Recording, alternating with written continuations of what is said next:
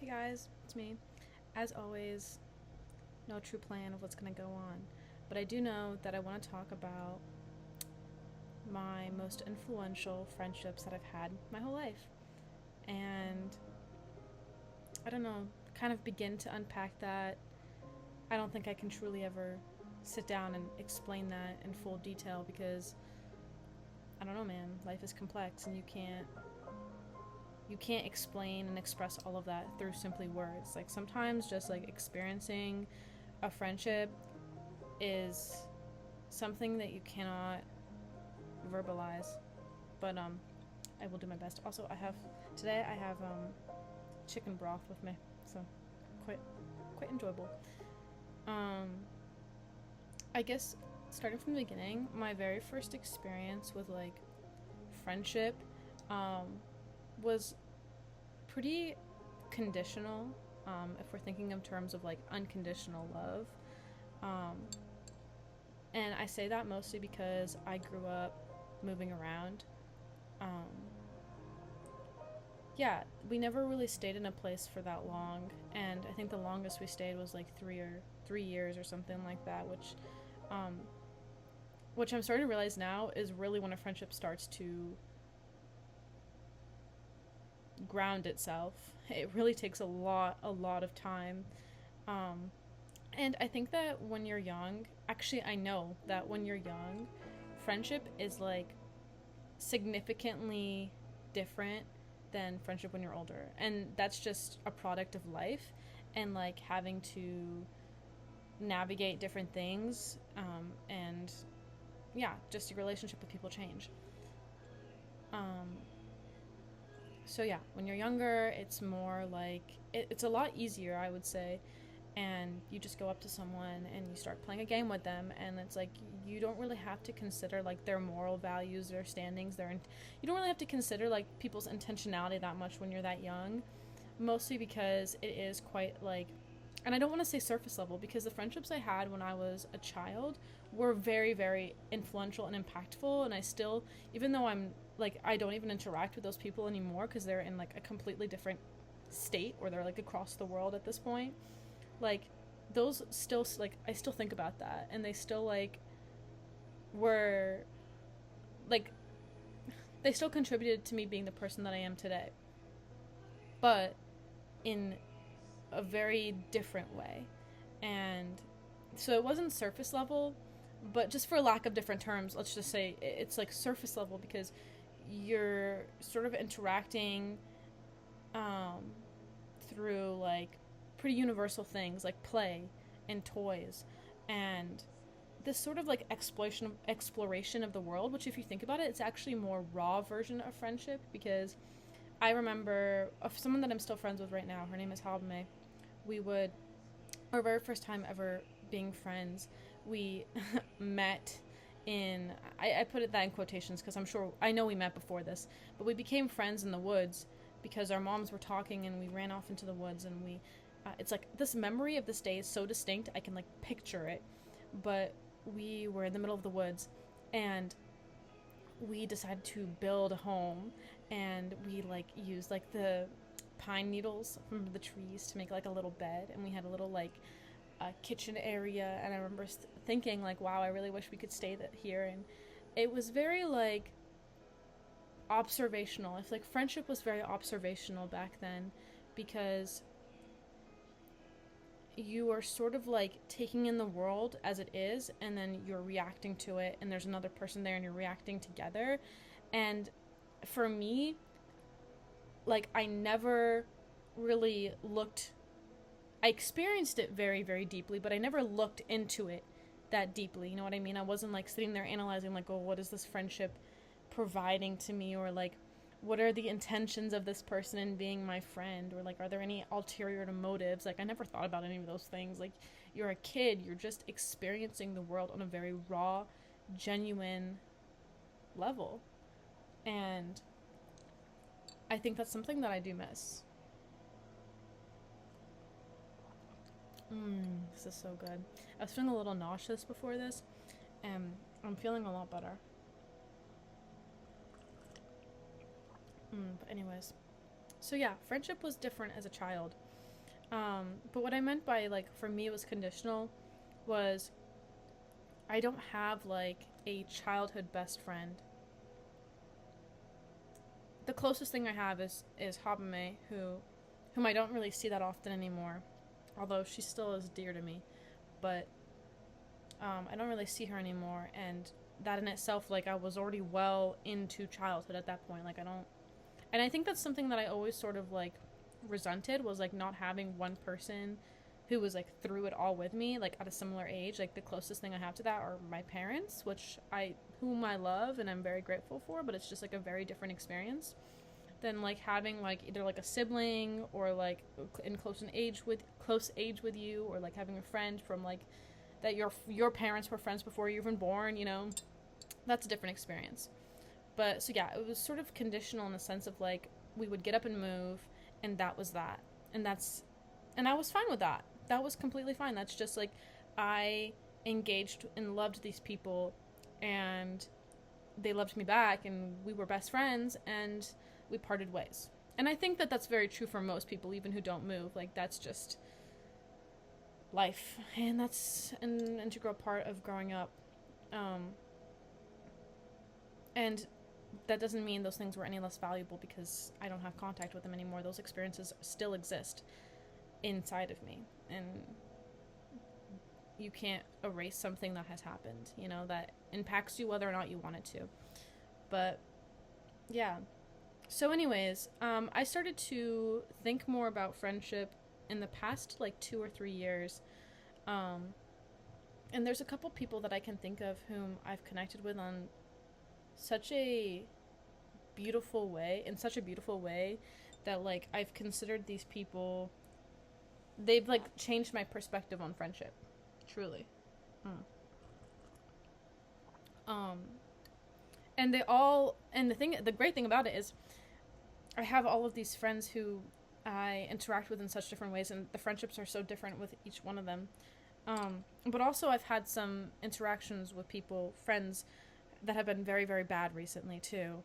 And that also has provided a new, unique perspective on kind of just like, I really feel like now I kind of have to, I just think a lot more. You know, as you grow older, people start to have, it's sometimes less raw and genuine. Like, you have to be careful about that. But, let me tell you about some of my friends. Why don't I? I had this friend, I'll keep his name secret, but he and I were very close. I think he was one of my closest friends during high school, and that friendship was something that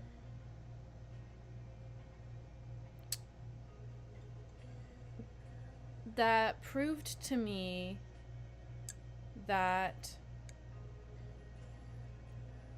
you can truly, and this sounds really stupid, but truly love a person of the opposite gender platonically. There are some, like, I have to be totally genuine and truthful with you guys. I don't know who's gonna see this.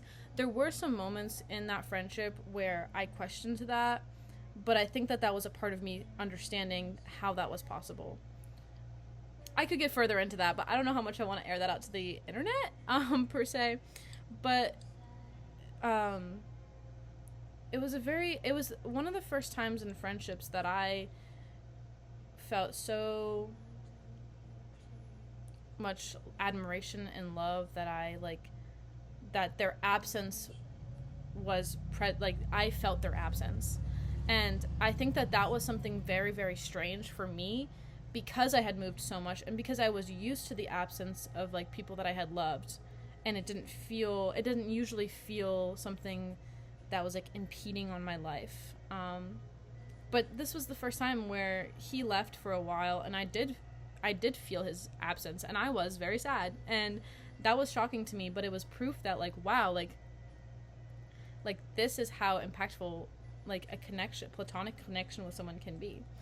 I had this other friend whose name is Sailor. I don't mind saying, but um, my friendship with her was also something very, very unique because she showed me what it meant to sort of gain respect and like sort of earn this place of love in someone's life. And she was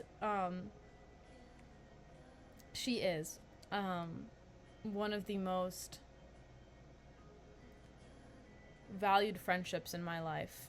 And we don't really even speak that much either. The thing about, and we can talk about this another time, but like the thing about like expectations on like how much you should communicate or like how much you should text and call or this and that, like that is so confusing to me. And I think it sometimes really truly destroys friendships and relationships and all that. But I really had to earn and gain her trust, and it wasn't like an explicit thing, and I think that that's just the way she went about friendships. I think that everybody goes about things differently, and I just found it really special how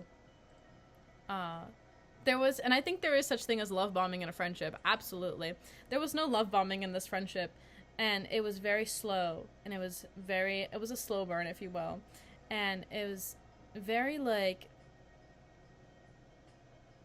it was something that definitely it was a growing thing, and I think we really grew to love each other and to trust each other, and when something like that happens, that person becomes like sort of like a home feeling. And I remember like back in high school when I would see her in the hallway at the end of a long day, it was like a genuine like relief, like I'm home. And that sounds so like, I don't know, exaggerated or whatever, but it wasn't. That's truly how it felt. And she came and visited me here at college, and at the same feeling, it was like, oh, like I can breathe. I love her so much.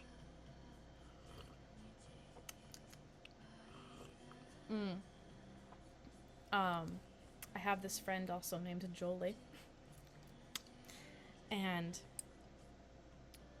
Jolie recently, so Jolie and I have been friends for about, once it hits again, guys, this like 3-year mark, I feel like that's really when you start to like transition from friend to family, and like to a home feeling. Jolie has that same home feeling, and actually she's the first friend that I've like stayed in contact with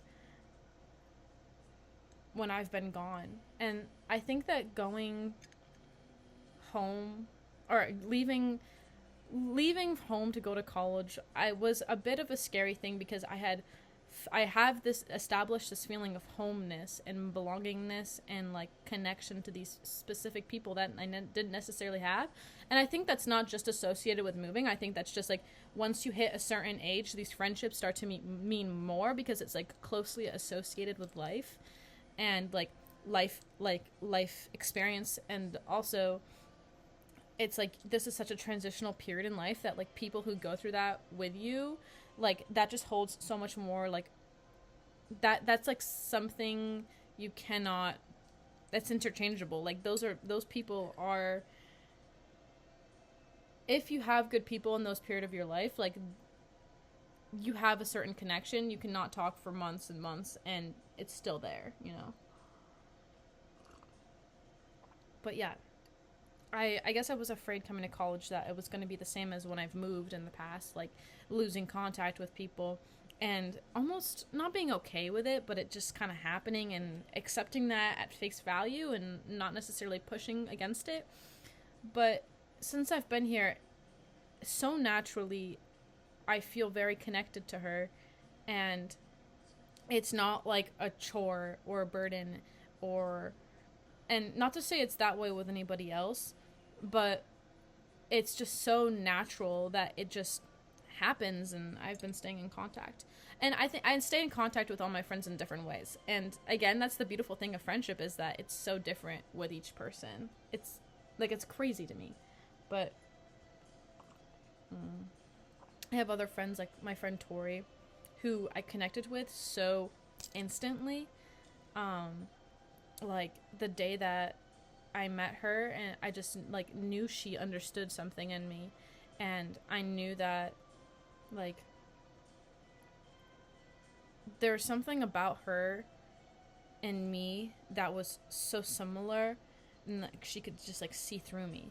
And again, that was an instant home feeling too. That was like okay, like I'm with you, and it's again like I can breathe. Like these, like all of my friends I feel that way with. And I later learned in life that people I didn't get that feeling with, and I almost felt like there's this, you can just feel it. You know if someone is meant to be, like, if you're meant to be in my life in that way, like I can feel it almost immediately. But yeah, I love Tori too. She's just so fabulous, and every time I'm with her, I feel so happy. I feel so much love and admiration, and she's one of those people I look at and I'm just like, wow, like you are so cool. I think that about all my friends though. And then Lizzie, she's almost like this, like this sounds ridiculous, and take this with a salt of grain when I say this, but she's like this holy figure in my life, which again, like that is a really dramatized thing to say, but like I look at her and I hear the things she has to say, and it's like I really, really value what she has to say. And when I ask her for advice, or when I talk to her about a situation, I really, really value that. And I think of her so highly. And she always has so many interesting stories to tell, and I'm just so excited to listen. So, truly, truly like being girls together and turning into women. And then her and I are those, like, she's somebody I can also see like being like a very old woman with, and reminiscing back onto these days. But I also unfortunately I don't really get to see any of these people because these are people from back home and I'm in college now. But I'm sure I'll find that here too. I think this is partly why, like, I think the thing about college is that people so quickly, and I understand why they're doing this, but so quickly are latching on to each other. And I think it's perfectly normal and fine, but it's hard for me to do that because I have this understanding of, like, for me, it takes time to have that feeling of like I want to latch on, and I want to be like this close with you all the time, because I need to first have this feeling that you are a breath of fresh air and home to me, and that takes a lot of time because I need to experience things and grow with you. And I'm thinking back to, like, yeah, all of the people I've spoken about, I've experienced so many emotions with them, and just so much life with them, that I haven't yet had any of that with anybody here yet. But I don't feel stressed out about it or anything, because all of the friends I have had have happened so naturally, and that's not something you can force. You can look for a friend. You can put effort into that, but almost always it's just something that's going to happen, and I let my natural routine and my natural, like, ways of life bring me to people. And I'm already starting to notice it. There are certain people who naturally, like here, that I haven't really spoken to, but who I naturally run into so consistently and often, because our ways of life right now are just flowing in the same direction. And I'm sure that they're going to, like since we're going in the same direction, eventually we're going to look over and be like, oh hey, like we're on this path together. Let's talk about it and let's go through it together. But I don't feel the need to force that right now. And there are already people that I have spoken to who I'm like, I could really see myself being friends with you, but I'm not going to force it. Like I'm going to hold that feeling of hope and potential and like excitement when I see you, but I'm not going to go out of my way to force it when we're not around. You know, it's just going to happen. So this is really good. But I could go on forever and ever and ever, but those are my friends. And yeah, I guess all in all, what I'm trying to say is it's just changing and shifting so much as you grow, and yeah, I just love them. So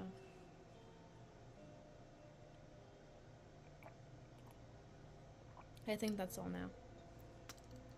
Bye, guys.